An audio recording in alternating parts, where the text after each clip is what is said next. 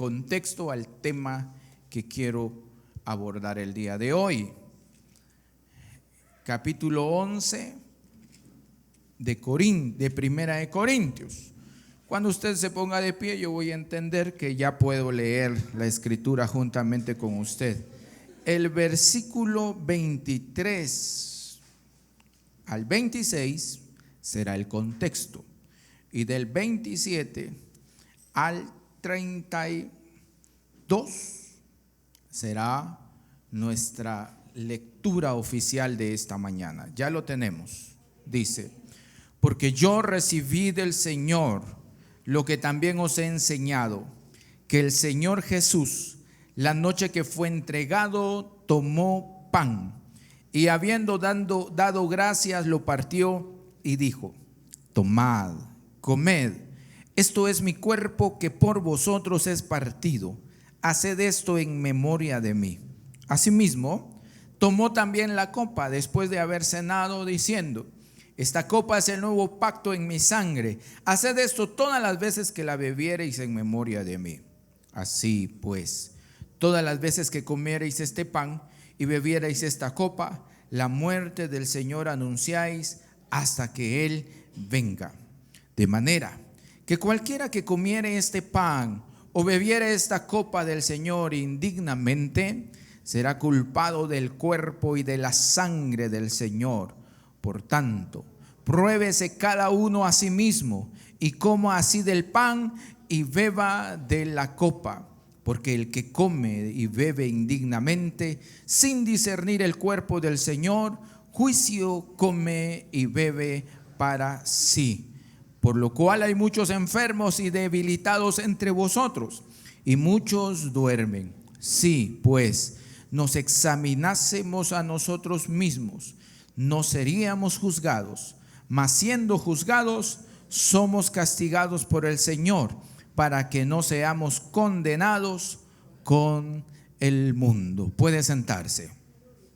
Muy bien. Esta mañana quiero hacer un llamado a la reflexión. ¿Qué quiero hacer esta mañana? Un llamado a la reflexión. La iglesia de hoy, el mensaje de la iglesia de hoy está dividido. Por un lado, tenemos personas, tenemos iglesias o predicadores que pelean porque dicen: el mensaje del evangelio está siendo muy suave. No sé si alguno de ustedes piensa eso. Y dice: es que en este tiempo el mensaje es demasiado suave. Ya no se habla del pecado, ya no se habla de esto, ya no se habla del otro. Por otro lado, también tenemos algunos que dicen: es que el mensaje debe ser un mensaje de ternura, del amor de Dios, de ese Padre que ama y que no piensa en dañar a sus hijos. ¿De qué lado está usted? ¿De qué lado está usted? Entonces está ese pleito, y posiblemente está en el mensaje. Alguien está predicando de esto hoy en algún lugar del mundo o de nuestro país. Sin embargo, los que creemos en la palabra del Señor, tenemos que tener una conciencia recta sobre cómo la palabra del Señor aborda diferentes temas sin ningún problema. Y entonces uno tiene que sujetarse a todo lo que la palabra del Señor aborda y habla definitivamente. Estamos en un tiempo de gracia del Señor perdonando al perdido, por supuesto que sí. Pero esta mañana quiero abordar, dando y rodeando la mesa que tenemos hoy aquí en esta celebración especial, ver qué dice el apóstol Pablo que debemos considerar para una ocasión como hoy. Y para eso tenemos que entender dos cosas esta mañana. Antes de ir a la esencia del pasaje de hoy. Pero el pasaje de hoy, el versículo 12 como al 32, 27 al 32, perdonen, está hablando de un tema bastante duro para algunos, confrontador. Son palabras que pueden en algún momento hacer sentir mal a alguien. Son palabras difíciles de poder abordar. Y a veces, tal vez es mejor decir, mejor no prediquemos de esas cosas y vayámonos a otro versículo más bonito, ¿verdad? Que diga que las cosas no son como menciona el apóstol Pablo. Pero tampoco es la intención esta mañana querer hacer sentir mal a alguien, pero sí hacer un llamado a la reflexión. Ahora, quiero ir y que revisemos un poquito históricamente, y aquí voy a partir, que hagamos una revisión sobre la iglesia. Entonces, vamos a regresar un poquito a Jesús, así verbalmente. Hablemos un poco de Jesús. Jesús viene, se encarna, empieza un ministerio, ¿sí? Y Jesús va perdonando a hombres, a mujeres, va salvando a todo tipo de pecador, y la gente va siguiendo a Jesús, y la gente va tras Jesús y va escuchando sus enseñanzas y va viviendo en las enseñanzas del Señor. ¿Está de acuerdo conmigo? Sí. Entonces Jesús empieza un movimiento, voy a quitar la palabra movimiento, empieza esa parte de anuncio del evangelio, y se van creando discípulos y lo van siguiendo discípulos día a día. Y los discípulos crecen, crecen, crecen y crecen. Entonces, Jesús perdona a todos los pecadores que vienen delante de él. Jesús, por favor, perdóname. Y Jesús les dice, está bien, te perdono, ven, eres limpio, eres salvo. Y Jesús salva a todos los pecadores. Pero ahora viene una pregunta. Jesús muere, resucita y se va al cielo, ¿sí o no? Y los hijos del Señor siguen surgiendo, los salvos siguen surgiendo. Ahora viene una pregunta. Jesús perdonó a todos los pecadores que vinieron ante él, ¿sí o no? Sí. Pero ¿qué pasó después que ya habían personas que dijeron, Jesús, yo quiero tu perdón, y estos vuelven a pecar? ¿Qué pasó con ellos? Jesús ya no estaba. Las enseñanzas de Jesús fueron para aquellas personas que andaban en el mundo. Le dice a aquella mujer, ¿dónde están los que te acusan? ¿Sí? ¿Sí o no? Pero ella era una primera mujer que se encuentra con Jesús. Y entonces la mujer le dice, no los miro, no hay nadie. Ah, bueno, no hay nadie. No, entonces, pues vete, yo tampoco te acuso. Y antes de que se vaya, Jesús le dice, ¿y no? Ahora yo le pregunto, ¿y si volvió a pecar? ¿Qué pasó? ¿Y si volvió a pecar? Jesús ya no estaba. ¿Qué había que hacer con ella? Si volvió a pecar. Entonces les voy a contar algunas cosas. Resulta que, se recuerda que venimos hablando de Lucas, que en el año 70 Jesús les dice en Lucas a sus discípulos, a ustedes los van a perseguir, los van a llevar a los tribunales, y en los tribunales les van a decir, renuncien a Cristo, porque si no los vamos a meter presos o los vamos a matar. Esa fue la persecución que sufrieron los judíos y los primeros cristianos. Entonces, resulta que cuando llegaron ante el juez o a la sinagoga, muchos de los que dijeron un día, Jesús, yo te amo y te voy a seguir, cuando estaban frente a los jueces y el juez les decía, bueno, te vamos a dar la oportunidad de vivir. Si hoy renuncias a Jesús y dejas de confesar a Jesús, entonces vas a ser salvo. ¿Y sabe qué pasó? Muchos dijeron, renuncio a Jesús.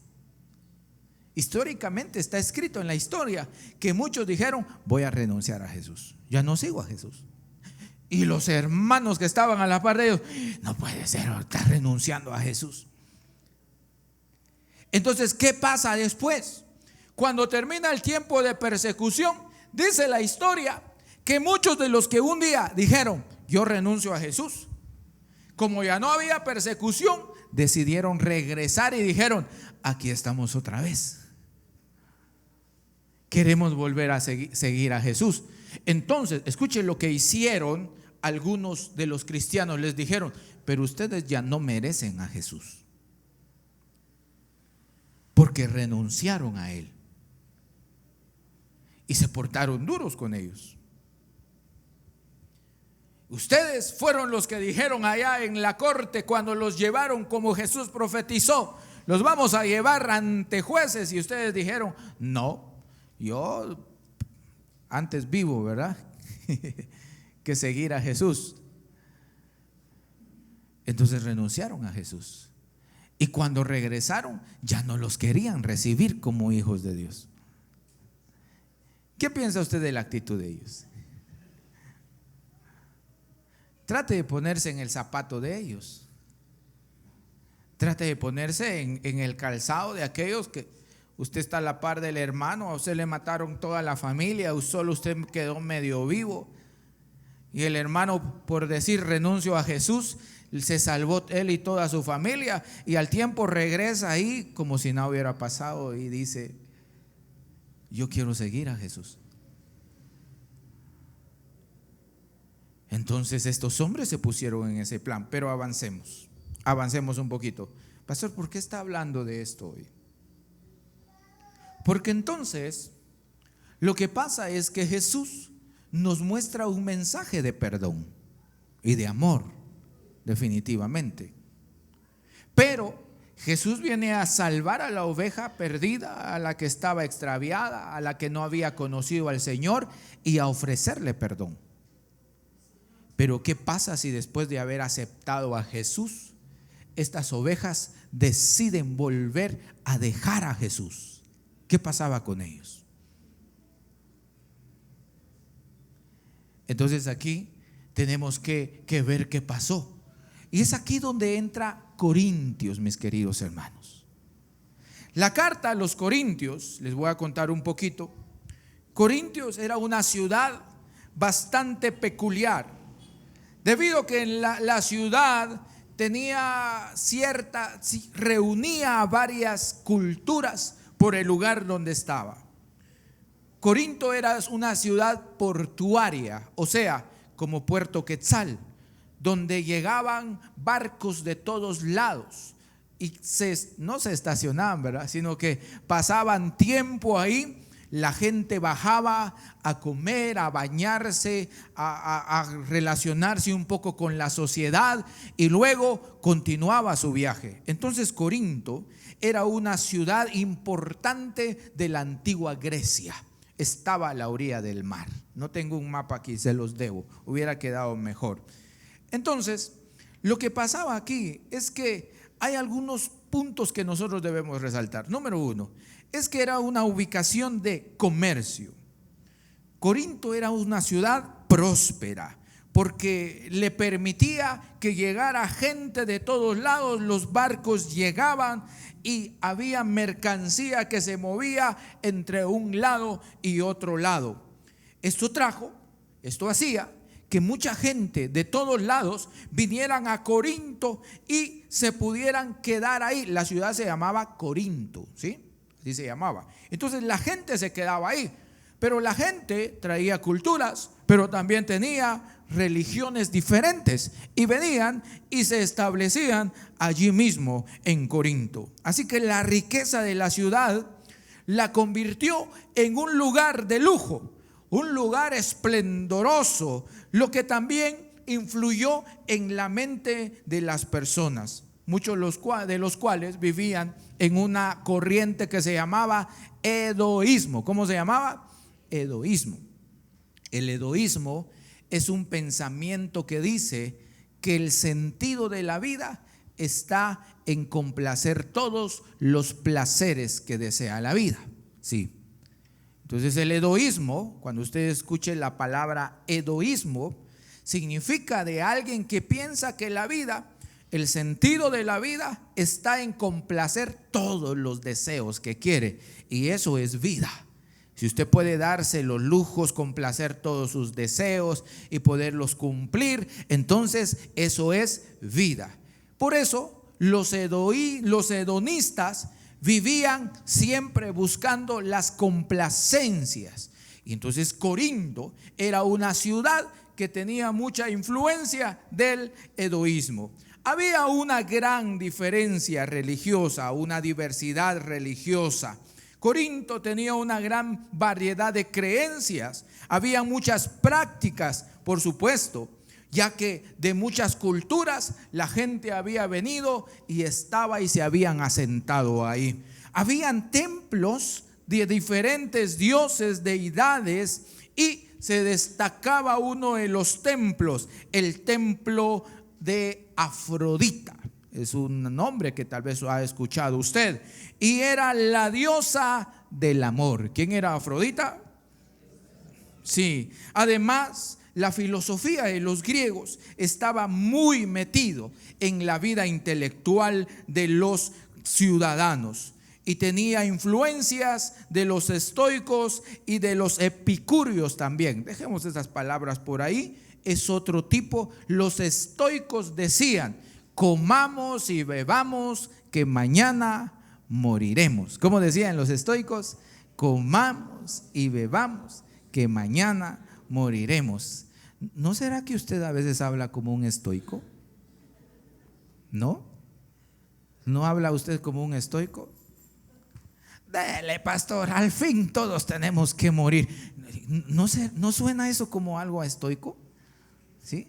Entonces el apóstol Pablo lo menciona en 1 Corintios capítulo 15, creo que es ahí, si no es segunda. En todo ese capítulo el apóstol Pablo va a decir: si el evangelio no tiene sentido, entonces hagamos lo que dicen los estoicos: comamos y bebamos, que mañana moriremos. Estoy mencionando todo esto para ir a desembocar a lo que significa 1 Corintios y nuestro pasaje de hoy. La moralidad, la conducta de los seres humanos tenía una reputación de ser moralmente relajada. ¿Cómo era la moralidad de ellos? Relajado. Eran tolerantes a prácticas como la prostitución. Sí, mira vos aquel metido en... Relájate, hombre. ¿Te está haciendo daño? No, pero tranquilo, hombre. Una moralidad ¿qué? Relajada. Esa es la moralidad relajada. De que, sí, pero mira, esa fue una gran mentira. Tranquilo, hombre, es una mentira. Todos decimos mentiras. Tranquilízate, hombre. Vos también por todo te alterás. Entonces, incluso en los templos religiosos se daban las orgías, eran como ofrendas. El templo a Afrodita tenía como camas a su alrededor. No eran camas, dije como camas, eran altares donde la gente mantenía relaciones sexuales públicamente dedicadas a la diosa del amor. Y era una moralidad tan relajada que a nadie le ofendía, ¿sí? Para todos era tan natural. Las orgías y otros comportamientos considerados inmorales por los cristianos eran normales en la cultura de los corintios. La expresión, había una expresión: vivir como un corinto. Óigame, vivir como un misqueño, pero era vivir como un corinto. Se usaba para referirse a una vida llena de libertinaje. Cuando alguien decía: vos vivís como uno de los corintios, ¿qué le estaban diciendo ahí? Que vivís de una forma llena de libertades, de liberalismo, ¿sí? Entonces, bueno, no sé cómo dicen de los misqueños: usted parece misco. ¿Por qué usted? Solo ferias es. Es mentira, ¿no? Bueno, algo así era, ¿ve? Algo así era. Entonces decía: usted parece de Corinto. ¿Y por qué? Un liberal totalmente. No sé si era un elogio o una ofensa. Perdone si con mi comentario ofendí a los misqueños. Entonces, esto creaba grandes retos. ¿Para quiénes? Para los cristianos. Porque los cristianos vivían en medio de ellos. Entonces el apóstol Pablo, en uno de sus viajes, no recuerdo si es el segundo viaje, llega a Corinto y funda una iglesia en Corinto. Levanta una iglesia ahí.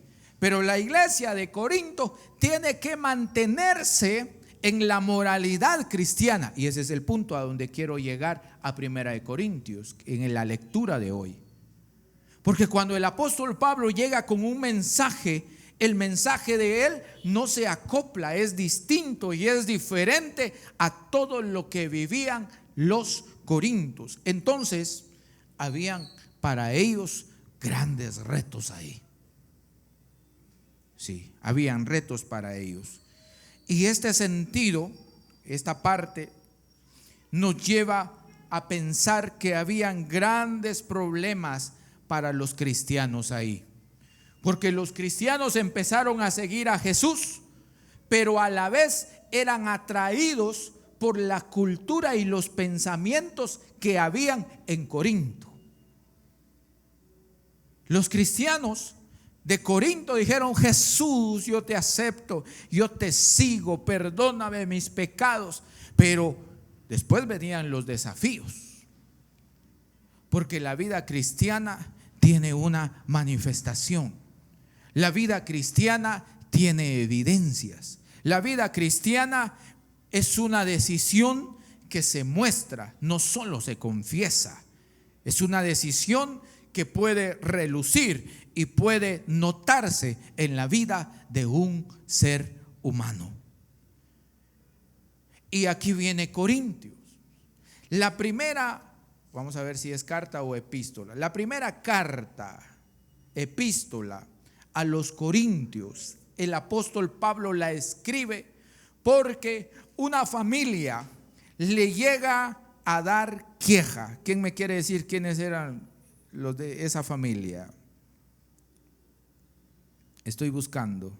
Versículo 11 del capítulo 1. Porque he sido informado acerca de vosotros, hermanos míos. ¿Por quiénes? Por los de Cloé, que hay entre vosotros contiendas. Ahora, para que usted me entienda lo que quiero decir esta mañana, va a ser mi conclusión casi. Los de Cloé eran una familia. Cloé era una persona que tenía familias. Y entonces el apóstol Pablo les escribe una carta a los hermanos de la iglesia de Corinto y les dice: fue informado por los de Cloé que hay ciertos problemas entre ustedes. Hay ciertos problemas entre ustedes. Y esos problemas yo los tengo que abordar. ¿Qué tenía que hacer? Tenía que abordarlos. Sí, los problemas hay que abordarlos, hermanos. No los podemos ignorar. Los problemas de la iglesia, los problemas del cuerpo de Cristo, los problemas entre nosotros, tenemos que abordarlos, no los podemos ignorar. No sé si ustedes están en desacuerdo conmigo, pero el apóstol Pablo se toma su tiempo y dice: con que eso está pasando allá en Corinto, vaya. Entonces tráiganme papel y lápiz porque voy a escribirle a los de Corinto. Y el apóstol Pablo empieza a tratar ciertos temas con ellos. Por ejemplo, en el capítulo 1 del versículo 10, versículo 12 en adelante, él empieza a hablarles sobre las divisiones que habían en ellos. Era una iglesia dividida. Los de aquel lado decían: yo soy de Cefas. Los de aquí decían: yo soy de Apolos. Los de aquí decían: yo soy de Pablo. Y los de allá decían: yo soy de Cristo. Estaban divididos. Y el apóstol Pablo viene y les dice: dejen de estar viviendo en división. Cuando seguimos leyendo la palabra del Señor, vamos a seguir explorando que la iglesia también tenía otros problemas. Tenía problemas morales. El capítulo 5, ustedes van a encontrar un tema bastante fuerte, porque el apóstol Pablo les dice: de cierto se oye que hay entre vosotros, ¿qué cosa? Fornicación, y la tal fornicación cual ni aún se nombra entre ¿quiénes? Entre los gentiles. tanto que alguno tiene la mujer de su padre. No era el único caso, habían más casos, pero el versículo 2 dice, ¿qué dice? Y vosotros estáis, ¿qué? Envanecidos. ¿No debierais más bien haberos lamentado para que fuese quitado de en medio de vosotros el que cometió tal acción?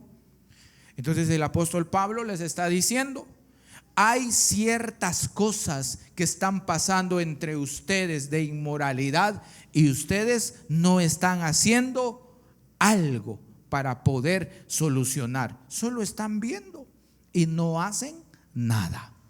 Entonces dice él, ciertamente yo, como ausente en cuerpo, pero presente en espíritu, ya como presente he juzgado al que tal cosa ha hecho. Entonces él dice, como ustedes no hacen nada, entonces yo desde aquí voy a actuar. Entonces yo le pregunto,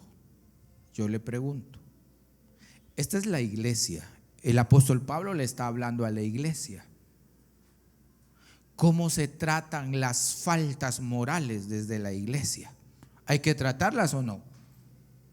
¿Sí o no? Sí. Sí. Sí, pero el amor de Cristo, sí, cuando usted aceptó a Jesús, venite, hijo mío, aquí te recibo. Pero en el conocimiento del Señor, el apóstol Pablo está tratando problemas de la iglesia. Habían malos entendidos doctrinales. En el capítulo 6 había otro problema, que los hombres y las mujeres de la iglesia se peleaban entre ellos y querían que sus problemas los solucionaran otras personas. Y el apóstol Pablo les dice, ¿acaso no hay entre ustedes hombres sabios para solucionar los problemas? Y el apóstol Pablo los confronta. Esa era la iglesia de Corinto. Y el apóstol Pablo les dice, solucionemos los problemas aquí. ¿Por qué tienen que ir a dar mal testimonio ustedes, peleando allá afuera que otros les soluciones? ¿Acaso no hay hombres sabios entre ustedes para solucionar? Luego el versículo 12 sigue hablando de la comida, pero el capítulo 7, escuche lo que dice el versículo 1 del capítulo 7. En cuanto a las cosas que me escribisteis, bueno le sería al hombre no tocar mujer. Ahora va a hablar del matrimonio, porque también habían problemas. ¿Qué tipo de problemas? Habían problemas, ¿qué? Matrimoniales. Miren qué chismosos los de Cloé ustedes. Todos se lo fueron a decir al apóstol. Pero aquí no, aquí dice que ellos mandaron a preguntar. Ya vio el versículo 1, dice, ustedes me escribieron y ahora yo les respondo sobre lo que me escribieron. Y la iglesia le mandó a preguntar al apóstol Pablo, apóstol, ¿ya estamos nosotros o ya tenemos problemas entre algunos matrimonios? ¿Cómo lo resolvemos? ¿Qué hacemos? Y el apóstol Pablo entonces manda la respuesta en esta carta y les dice qué tienen que hacer en el matrimonio. Pero continuemos, por favor.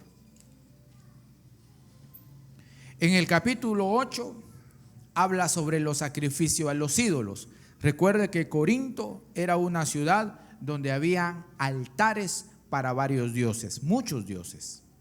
Y el apóstol Pablo habla sobre doctrina acá, sobre enseñanza, sobre qué significa el sacrificio a los ídolos, que sí, que no. En el capítulo 9 él se defiende un poquito porque dice, ustedes andan hablando de mí, también me voy a defender un poco. Entonces el apóstol dice, tengo derecho a defenderme esas cosas que ustedes andan hablando de mí. Bueno, todos en la vida tenemos derecho a defenderme. Yo como pastor tengo derecho a defenderme. Y usted también tiene derecho a defenderse. Pero vayamos a nuestro pasaje.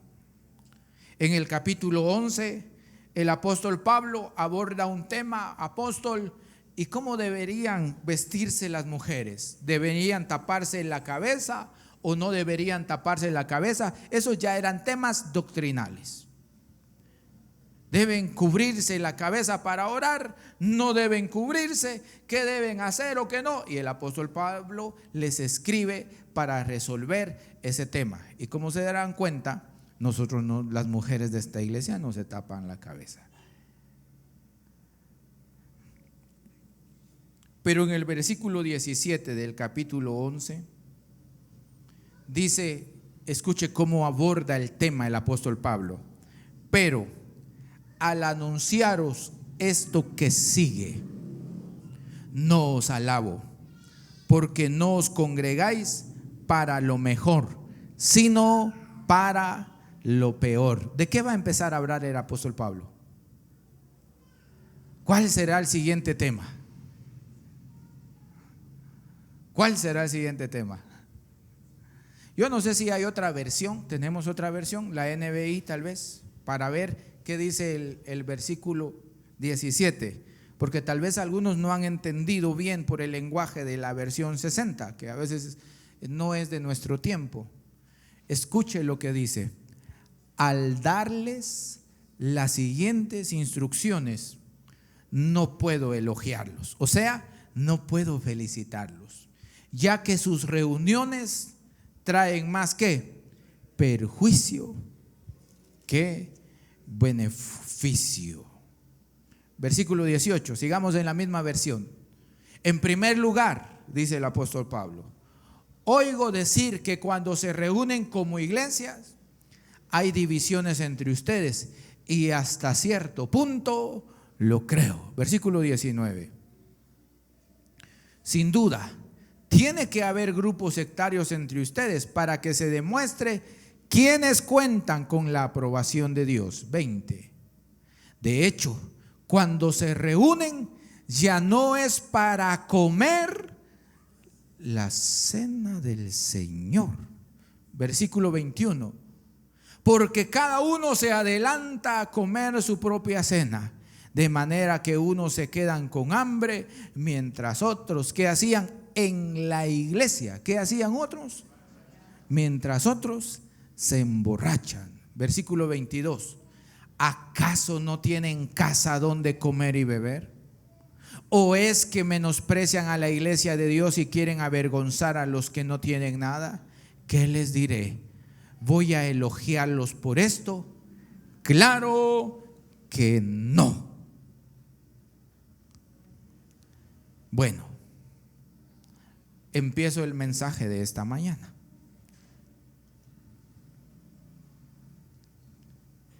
Entonces el apóstol Pablo está tratando temas de la iglesia. Una iglesia que, ¿qué le diré? Una iglesia que no puede estar libre del pecado. Una iglesia que está a expensas del pecado. Y entonces regrese conmigo al versículo 27, porque aquí voy a empezar a aterrizar. De manera que cualquiera que comiere este pan o bebiera esta copa del Señor indignamente, será culpado del cuerpo y de la sangre del Señor. Lo primero que el apóstol Pablo dice: no podemos participar de la cena del Señor de manera indigna. No se puede. Porque participar de la cena del Señor de forma indigna, dice el apóstol Pablo mismo, será culpado del cuerpo y de la sangre del Señor. Y entonces, pastor, ¿qué hay que hacer? Bueno, versículo 28. Por tanto, por eso, pruébese cada uno a sí mismo. ¿Qué hay que hacer? Probarse. Probarse significa evalúese, examínese, analícese, revísese. y coma así del pan y beba de la copa. El apóstol Pablo no está diciendo no beba, ¿o sí está diciendo eso? No, no está diciendo eso, porque el apóstol Pablo no está promoviendo estancarlo a usted como hijo de Dios. No, el apóstol Pablo no está diciendo deje de participar de la Santa Cena, pecador. No, el apóstol Pablo dice revísese. Y después de probarse, coma del pan y beba de ¿qué? De la copa. Entonces, ¿qué está haciendo el apóstol Pablo aquí? ¿Qué está haciendo el apóstol Pablo? Nos está motivando a algo. ¿Y a qué nos está motivando?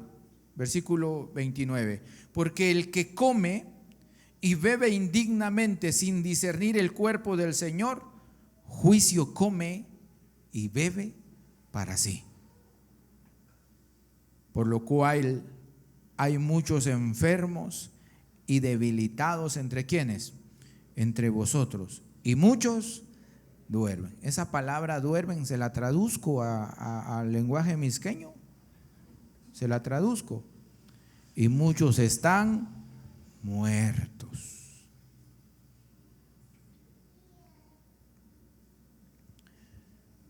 (31) Sí, pues, entonces él viene y dice: si tan solo ustedes se examinaran, no seríamos juzgados. Mas siendo juzgados, somos castigados por el Señor. ¿Para qué? Para que no seamos condenados con el mundo. Lo que yo quiero que vea aquí para terminar son dos cosas. Es una invitación para revisarnos. Es una invitación para vernos al espejo y decir: Señor, esto que hacemos aquí no es cualquier cosa. Yo no estoy de acuerdo con los que menosprecian la cena del Señor y piensan que esto es cualquier cosa. No, tiene un sentido para nosotros que representa algo. Tiene un sentido para nosotros que representa nuestra condición ante el Señor. Representa nuestro estado ante el Señor. Nuestro estado, la condición en la que estamos. Y Él dice: revísense todos antes de participar del cuerpo de Cristo. ¿Está bien? Dios es un Dios de amor, definitivamente. Pero el versículo 32 dice: somos castigados por el Señor para que no seamos condenados con el mundo. Por supuesto, el amor de Dios es un amor que perdona, pero no es un amor que puede convivir con el pecado, ¿o sí? Corrijamos algunos pensamientos de nuestro tiempo. Usted puede pecar, que el Señor siempre lo va a perdonar. Usted puede vivir y hacer lo que desee, que Dios, cada vez que usted regrese, Dios lo va a perdonar. Bueno, es una idea errónea de abusar del amor de Dios, de la bondad de Dios. ¿Cómo se sentiría usted que es bondadoso que le dijeran: mira, que ese te perdona a vos? Dale, hombre, te perdona. No te preocupes, Él siempre te perdona. Y ahí vamos, y vamos. Eso es abusar de la bondad de alguien. Y entonces el apóstol Pablo mismo en Romanos 6, 1 y 2 dice: Romanos 6, 1 y 2, ¿qué pues diremos? ¿Perseveraremos en el pecado para que la gracia abunde? En ninguna manera. El apóstol Pablo está diciendo: para que haya más gracia hay que seguir pecando. Y él dice: no, de ninguna manera, porque los que hemos muerto al pecado, ¿cómo viviremos aún en él? Esa es la pregunta del apóstol Pablo. Si ya morimos al pecado, ¿cómo podemos vivir aún en el pecado? No puede, no se puede, no debería pasar.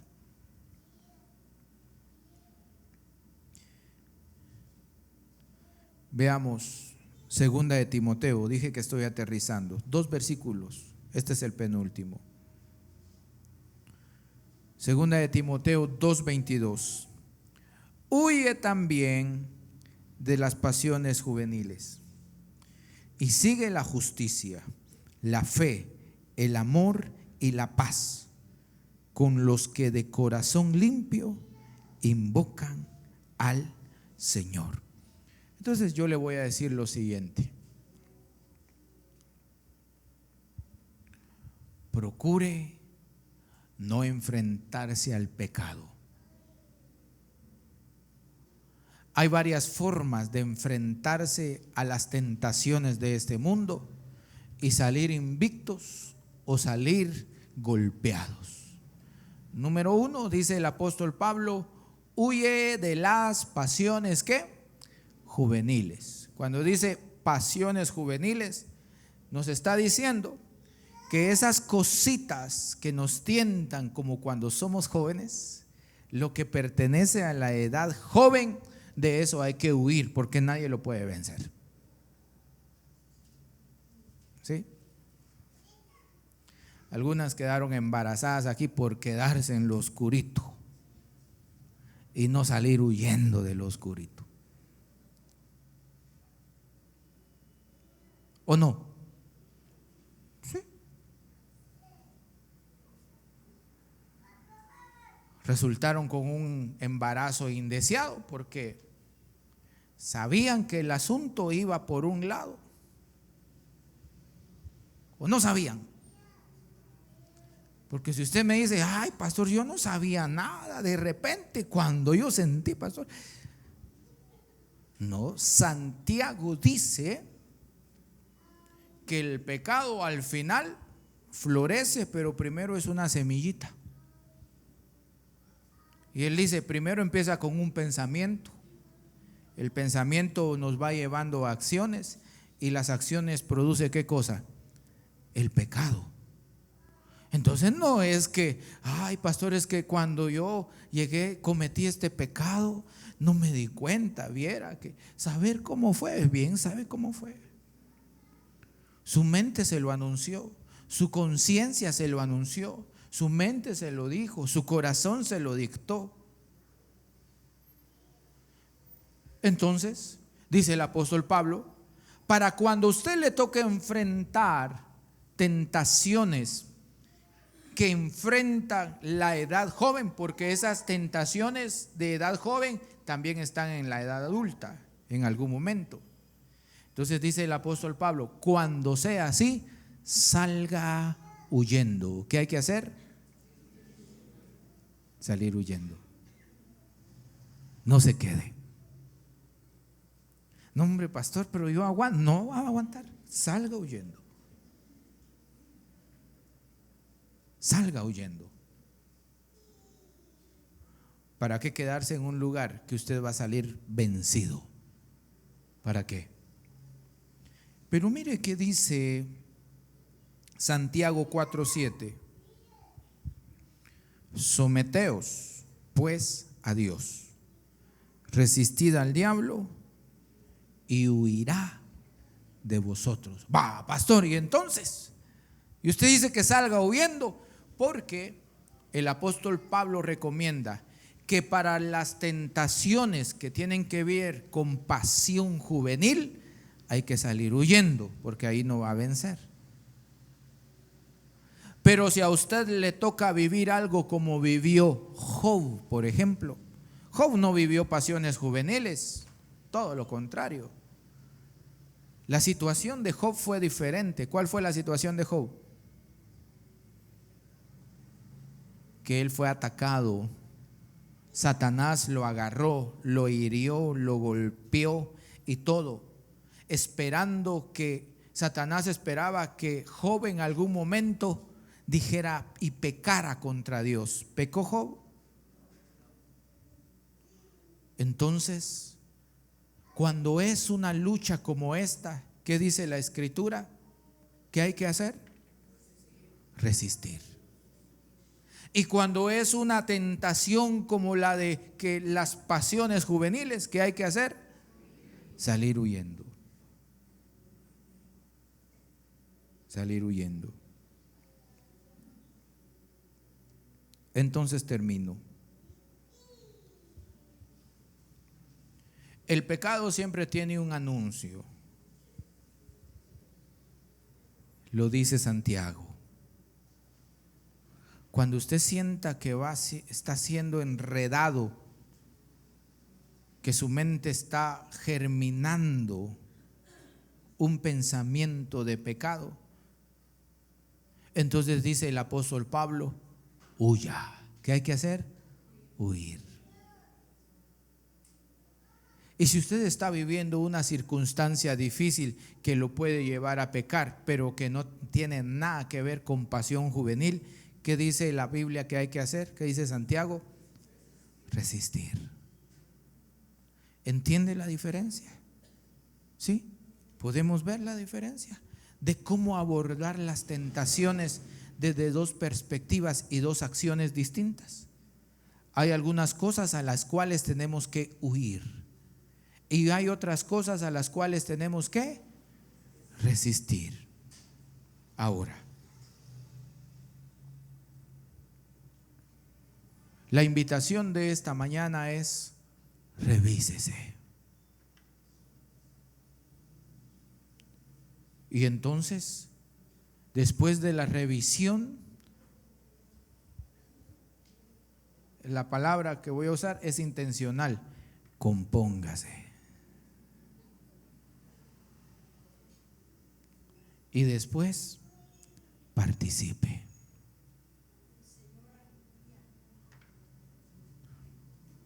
Pero no podemos participar de la cena del Señor de manera indigna. No si ocultamos algo. Y ese es el punto del apóstol Pablo. La invitación es: no puede vivir delante del Señor ocultando. Usted debe vivir delante del Señor una vida transparente. No le estoy diciendo delante de su pastor. Usted no necesita venir a confesarse conmigo, ¿sí? No.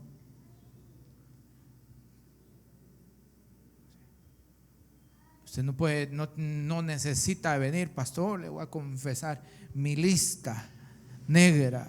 No.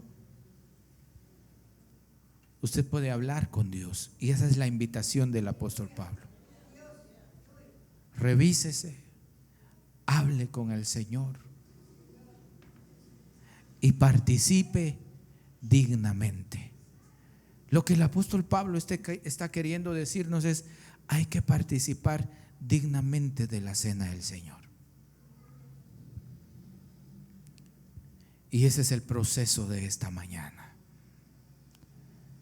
Que todos podamos, ¿quién me va a apoyar aquí hoy? Que todos podamos hacerlo de forma digna. ¿Qué tal si se pone de pie?